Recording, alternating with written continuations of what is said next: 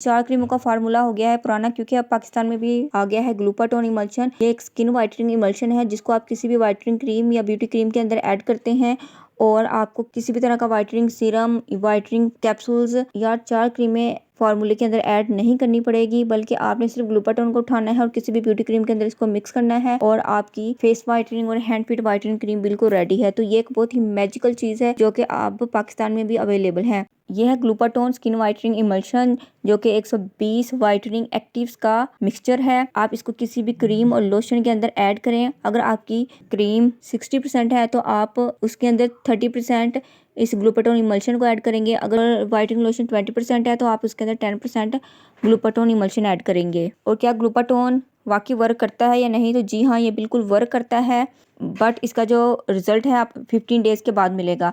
15 days आप इसको continuously use करें। फेस एंड हैंड फिट पर भी आप इसको यूज़ कर सकते हैं।